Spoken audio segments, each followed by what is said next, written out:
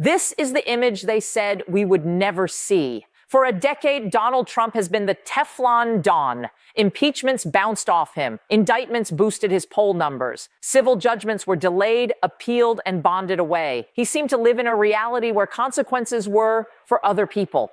But this morning, Saturday, January 24th, 2026, the Teflon just melted.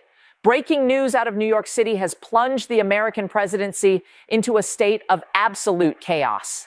A New York State Supreme Court justice has just issued an order for the immediate execution of judgment against the Trump Organization. This isn't a threat. This isn't a warning. This is a seizure order.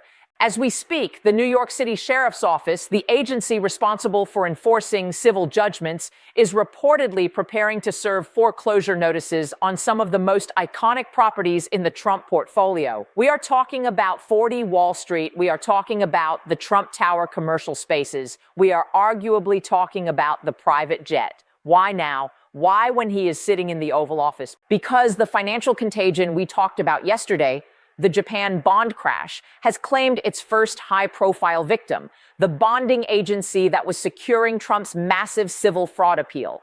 The liquidity crisis in Tokyo caused a margin call in New York. The insurer pulled the bond.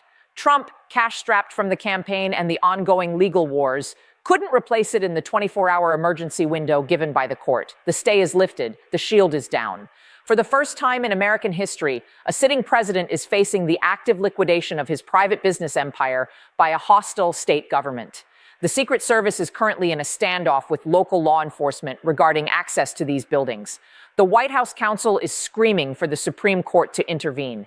And the president is reportedly apoplectic, threatening to federalize the National Guard to protect his property. We are watching the collision of capitalism, the Constitution, and the crash. In this special report, we are going to break down exactly how this happened. We are going to look at the assets on the chopping block. We are going to explain why the Japan shock made this inevitable. And we are going to answer the question, can New York State actually evict the President of the United States from his own tower? Buckle up. History is being written in real time. To understand why the sheriff is moving today, we have to understand the financial plumbing that failed last night. Remember the $464 million civil fraud judgment from 2024, the one brought by Letitia James? Trump appealed it. To stop the seizure of his assets while the appeal played out, he had to post a bond. A surety company stepped in, vouched for him, and put up the guarantee. For 2 years, that bond held. It was the dam holding back the floodwaters. But yesterday, the global financial system shook. The Japanese bond market crashed. The yen carry trade unwound. Trillions of dollars in liquidity evaporated from the global banking system in hours. It turns out, according to leaked reports from the Wall Street Journal, the reinsurance consortium backing Trump's appeal bond was heavily exposed to Japanese commercial debt. When Tokyo collapsed, their balance sheet imploded. Late Friday night, regulators or the company's own risk committee forced a de-risking event. They informed the New York court that they could no longer secure the Trump judgment. They withdrew the bond. Usually a defendant gets 30 days to find a new bond, but this is New York. This is Letitia James. And this is a judge who has lost all patience. The court ruled that given the precarious nature of the defendant's liquidity and the global financial instability, no grace period would be granted. The logic was brutal. If the president is truly worth billions, he can write a check. If he can't write a check, then the assets must be secured now before they lose value in the crashing market. The order was signed at 9 a.m. Immediate seizure. Donald Trump, the president of the United States, effectively got a margin call on his life's work, and he couldn't meet it. So, what does Letitia James take? She doesn't want the golf courses. They are hard to sell, losing money, and full of legal complications. She wants the cash flow. She wants the trophy assets. Target 1. 40 Wall Street, the Trump building. This is the crown jewel of the liquidation list. It's a massive skyscraper in the financial district. But here's the catch. Trump doesn't own the land. He owns the ground lease. Ground leases are tricky. If you default on debt or judgments, the lease can be voided or sold. Taking 40 Wall Street hits Trump where it hurts, his identity as a New York mogul. It is valuable. It is liquid, relatively, and it is symbolic. Target 2. Trump Tower, commercial and retail. Not the penthouse yet. The bottom floors, the Gucci store, the atrium, the office space. The sheriff can appoint a receiver. This is a court-appointed CEO who takes over the building. Imagine this. A bureaucrat appointed by a Democrat attorney general walking into Trump Tower, firing the Trump org management and redirecting all the rent checks from the tenants directly to the state of New York. The president would still own it on paper, but he would lose control. He would lose the cash flow. He would be a tenant in his own building. Target 3, the Seven Springs Estate. This is the property in Westchester that was at the heart of the fraud case, inflated valuations. It is low-hanging fruit. It's not his home. It's an investment property. Seizing it is clean.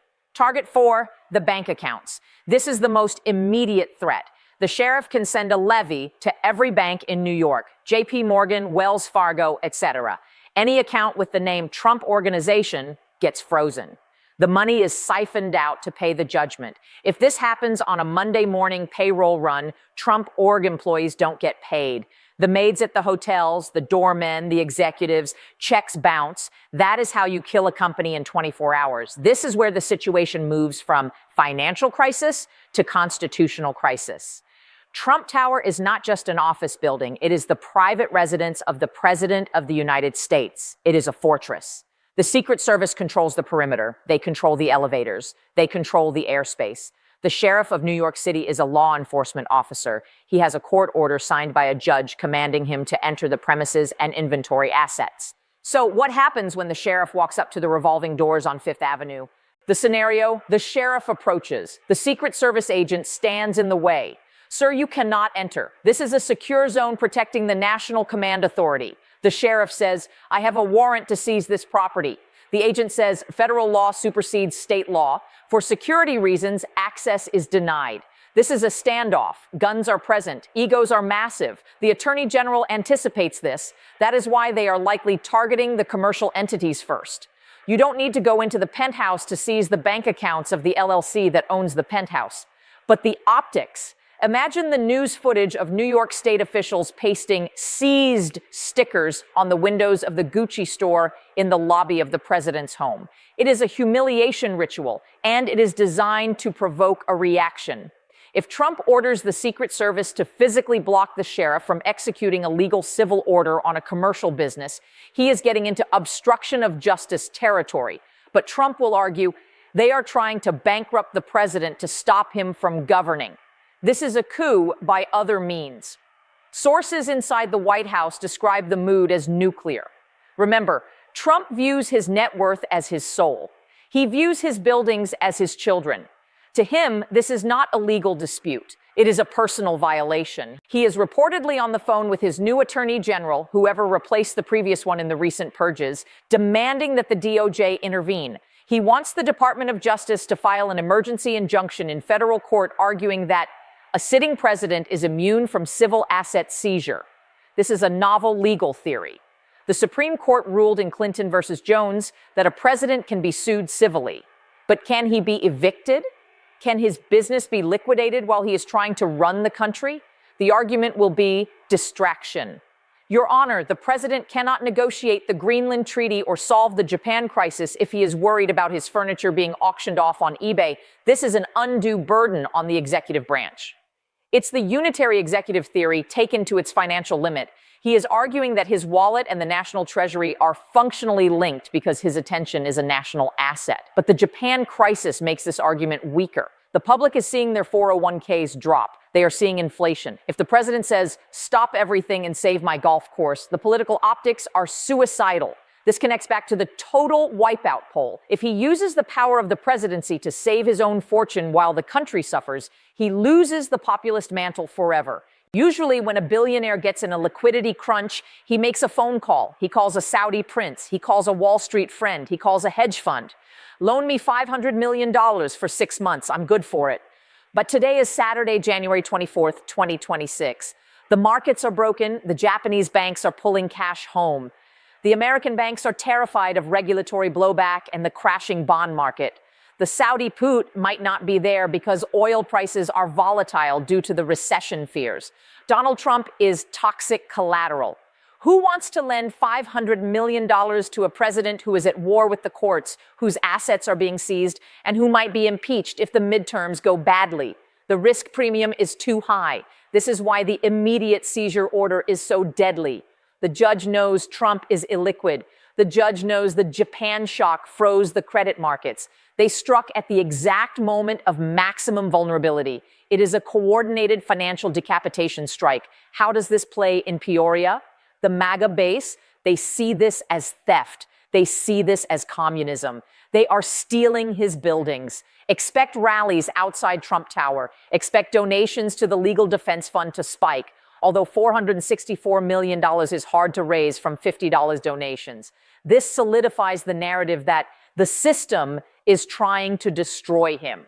It creates a martyrdom complex that is incredibly powerful.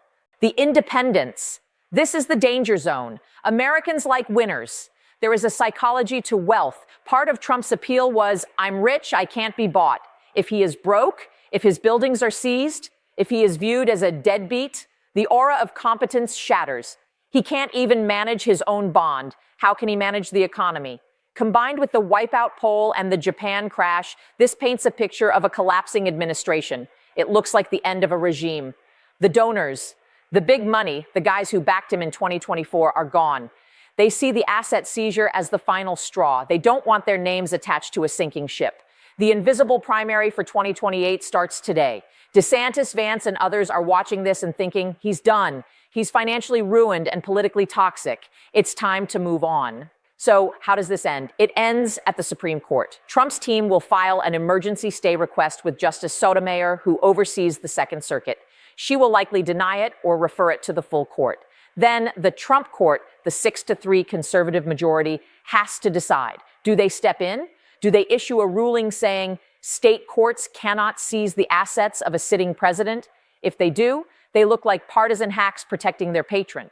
The legitimacy of the court, already hanging by a thread, snaps. If they don't, they let the leader of their party be humiliated and potentially bankrupted. It is the ultimate test for Roberts, Kavanaugh, and Barrett. And remember, they read the polls too. They see the wipeout numbers. They might decide that Trump is a liability. They might decide to let New York have him. We are witnessing the final act of the Trump business story. Whether he saves the buildings or not, the damage is done. The veil of invincibility is pierced. The billionaire is being treated like a foreclosure victim. As we head into Sunday, watch the feeds. Watch for the receiver to be appointed. Watch for the bank levy notices. Watch for the Truth Social storm. But most importantly, watch the Japanese markets when they open on Sunday night, U.S. time. If the financial crash continues, Trump's personal problems will become the least of our worries. But for one man sitting in the White House watching his name being ripped off the facades of his life's work, this is the apocalypse. Trump's empire is under siege. And this time the walls are actually being breached. Subscribe, stay tuned. The history books are being written this weekend. Let's get technical about what a court-appointed receiver actually does, because this is the specific legal mechanism that will dismantle the Trump org from the inside out. In New York law, under CPLR Article 52, a judge can appoint a receiver to administer the property of a judgment debtor. This isn't just a monitor. This is a replacement for the owner. The receiver has the power to collect rents. All the tenants in 40 Wall Street, the law firms, the businesses, get a letter. Do not pay Trump. Pay the receiver. Manage operations. The receiver decides who cleans the floors, who works security, and who gets fired. They can fire the Trump kids if they are on the payroll. Sell the asset. If the cash flow isn't enough to pay the judgment, the receiver can list the building for sale. Imagine the psychological warfare of this. Eric Trump or Don Jr. show up to work at Trump Tower. The receiver, a court-appointed lawyer, likely a Democrat or a neutral institutional figure, calls them into a conference room and says, "Hand over your keys. You are relieved of your duties." They can't call Dad. Dad can't do anything. The receiver answers only to the judge. This is a hostile takeover sanctioned by the state. It turns the Trump organization into a zombie entity that exists solely to pay Letitia James. And because these are private companies, LLCs, the corporate veil piercing that occurred in the fraud trial allows this. The Trump brand becomes a tenant of the state of New York. Here is the other shoe that drops. Real estate is built on debt. Trump has loans on these buildings, hundreds of millions owed to ladders lenders, Axos Bank, etc. Almost every commercial loan has a covenant or a clause called bad boy guarantees or judgment defaults. It says if you get a massive civil judgment against you that you can't pay, or if your assets are seized, you are technically in default on the mortgage. Even if Trump is current on his monthly mortgage payments, the seizure order itself can trigger a default. If the lenders declare default, they can call the loan. Pay us the full $100 million now. Trump doesn't have it. So the banks foreclose on top of the state, seizing the equity. It becomes a feeding frenzy. The state wants the equity. The bank wants the principal. The asset gets torn apart. And in a Japan crash environment, the banks are not going to be lenient. They want their cash back. They will accelerate the loans immediately to protect their own balance sheets.